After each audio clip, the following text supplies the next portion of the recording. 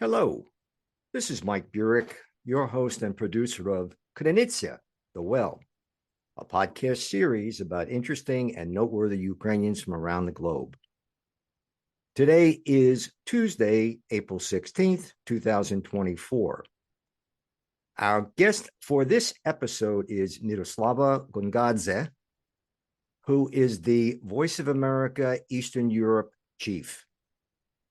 This episode is produced for the Ukrainian Weekly, a newspaper published in English for the global Ukrainian community since 1933.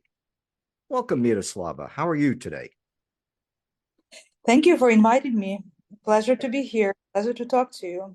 Thank you so much for joining us today. To start off with, can you give us some information about your educational and professional background? I grew up in a small town, Berezhany, in western Ukraine, and I went to first Lviv State University. I studied law there, and after I emigrated to United States as a political refugee, I had a couple of proposals for scholarships and studying, and I went to George Washington University for a year, as well as Harvard University, and I spent time in National Endowment for Democracy as a scholar as well. So, if all together, that's how much I studied. Probably over 10 years of my life I spent in education institutions. And how long have you been with the Voice of America? I joined Voice of America in 2004. And before that, I was a freelance journalist in Washington, D.C. with Radio Liberty. But it's a sister organization of U.S. Agency for Global Media. And I moved to Voice of America because I wanted to experience television, and I wanted to do television. Radio didn't have that opportunity, and Voice of America wanted to open television, daily television broadcasting, and I signed up to help with that. And basically, after half a year of me being there, we started daily time broadcasting to Ukraine, and it was the same time when Ukraine Orange Revolution happened, and it was very timely, and Ukrainians needed information from US, about the world the most, and we become very popular. And looking at the situation with Ukraine now during the Russian invasion, how important is US aid to Ukraine at this point? It's crucial. I actually just finished the story about importance of U.S. aid for survival of Ukraine, as Ukrainian leaders told us already publicly that without a real, serious, and sustainable Western support for Ukraine, economic and military support, Ukraine would not be able to withstand Russian aggression. And the situation on the Eastern Front deteriorated in the last months or so, and we have seen how Russian bombardment destroyed critical infrastructure in Ukraine. And Ukraine needs defense from the sky. Ukraine needs more ammunition to actually being able to not only defend itself but liberate the territories. So this is crucial. This support is crucial. And what is the situation in the U.S. Congress at this point? It's been deadlocked up until now. Will there be any change in that? It's still deadlocked. We are seeing today, you mentioned when we are recording this, that radical Republicans are opening up a possibility for dismissing a speaker only because yesterday he announced that he will be putting Ukraine, Israel, and Taiwan bill on the table for vote. The plan was for Friday, but already today there are a lot of changes, a lot of movements.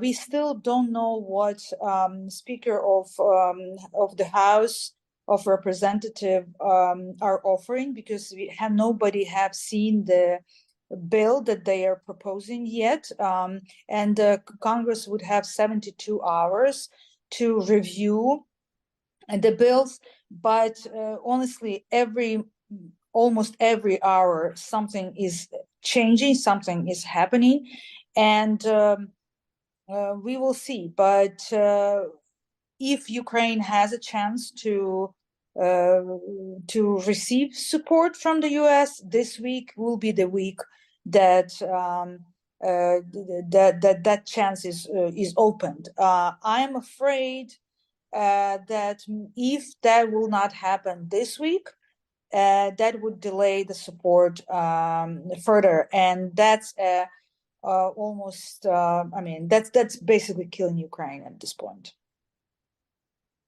Let's turn to the current situation with Ukraine's Air Force.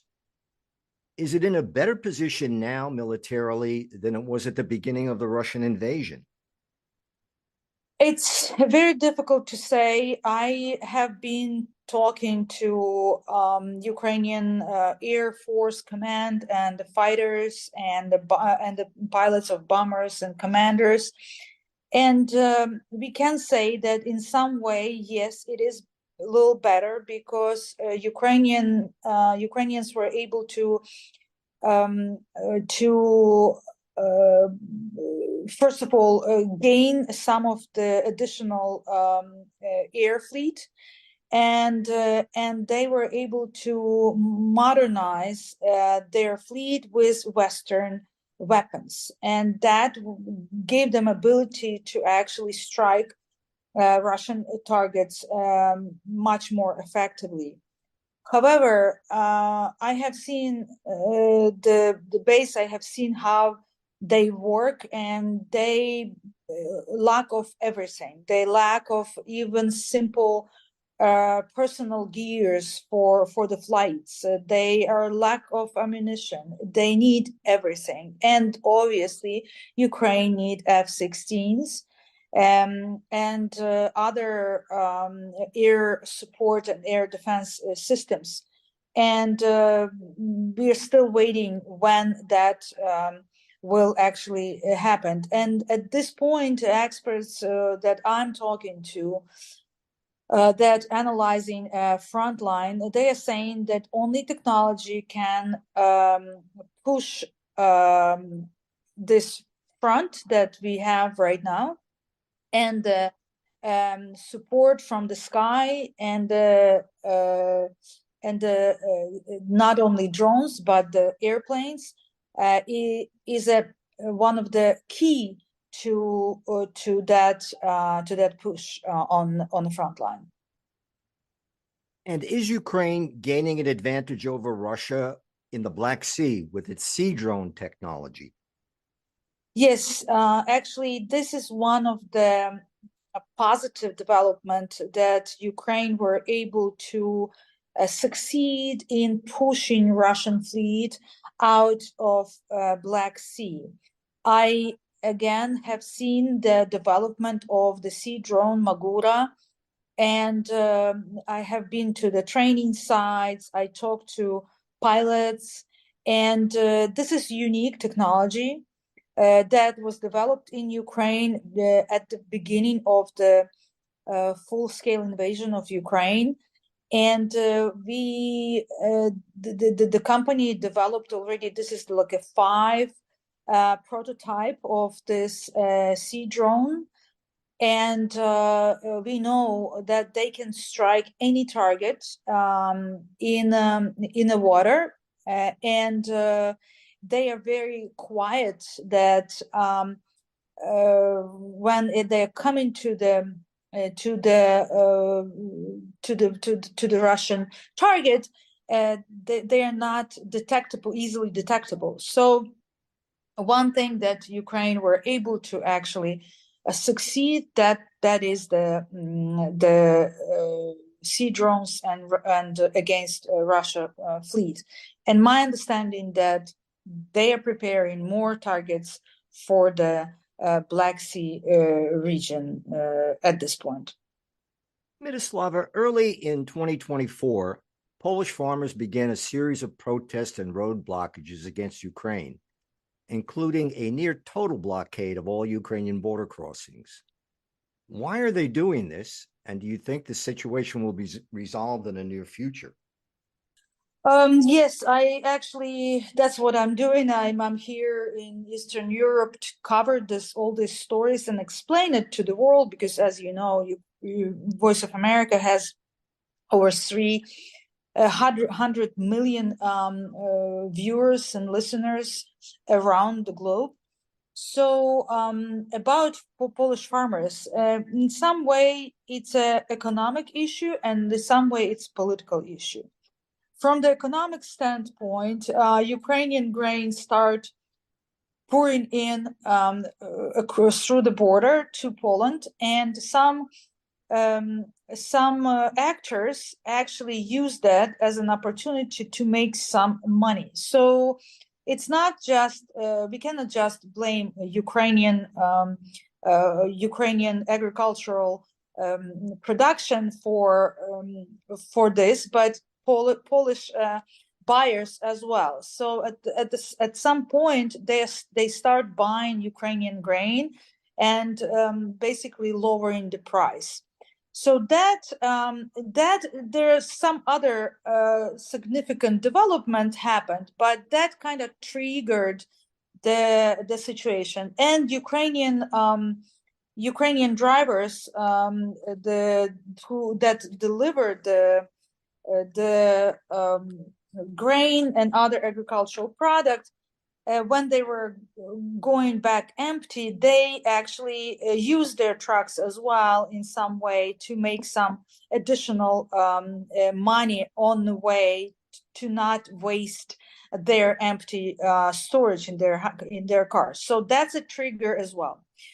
And but it became a political issue, and farmers start protesting, not without some push from right radical movement here in Poland during political campaign and national election campaign, and then it became a political issue that both sides of the aisle in Polish politics did not want to defend Ukraine, and quite opposite, they actually start making money, asking the European Union to give them more money to compensate for compensation. At the same time, they were trying to show that they are supporting their own, meaning farmers. So this what happened, and it's actually, we know that by the end of the year and early February, that become a huge issue, and Ukrainians were not able to move their crops and their agricultural product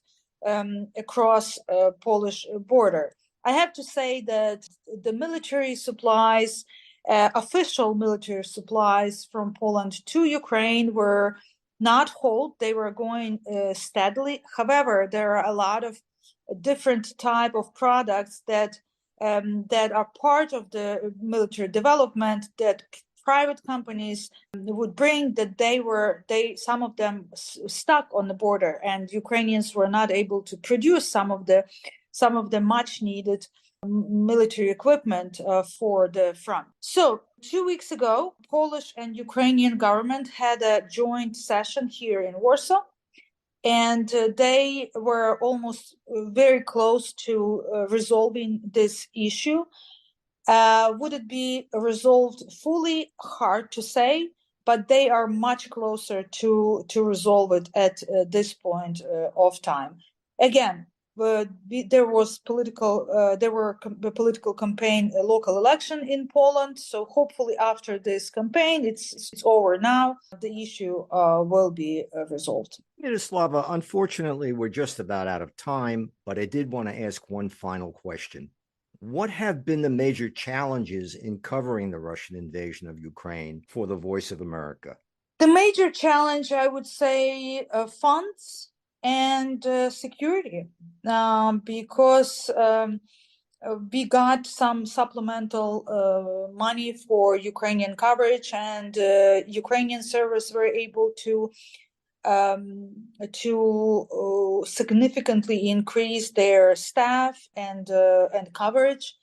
As well as I am here in Poland right now, but we are rotating in and out from Ukraine and covering this war. I crossed the country many times from the east to west and south to north. I've been to Belarusian border and Donbass. I've been to Izum, Kharkiv, Mykolaiv, Odessa, Lviv, everywhere. And our correspondents are working there as well on the ground. We always have someone, but the challenge is security. We do have to have additional security that requires additional funds, and we are limiting ourselves in ability to be there all the time because of that issue. So far this is the biggest issue, but Voice of America expanded its Ukrainian coverage and Eastern European coverage as an effect of the war on Eastern European and European politics, almost 100%. So we even have a special page on Central News website that devoted to Ukrainian coverage. So I am actually proud of Voice of America being able to pool the resources and being able to do this job. And what is the URL for that page that you're talking about with Ukrainian coverage? Oh my God, 1 second, I have to look at it. I know URL. I always just open it. And is the coverage text only, or does it include video? And it's obviously video and audio. We have daily broadcasting, radio broadcasting. We have a lot of stories and video and audio stories on that page. So if you go on the central page, on the top of the page, you can see US news, Ukraine, press freedom, China, Iran. So if you click on Ukraine, you can see it's www.voanews.com/flashpoint. And you can see radio programs and all the other coverage. And my latest story about the situation on the front was just published this morning and is on the page. Great. Myroslava, thank you so much for joining us today. Thank you very much, and stay strong and resilient. And Ukrainian people are resilient, and I can witness that daily. And I'm very proud of what they are doing there and around the world. I have been speaking with Myroslava Gongadze, who is the Voice of America Eastern Europe chief.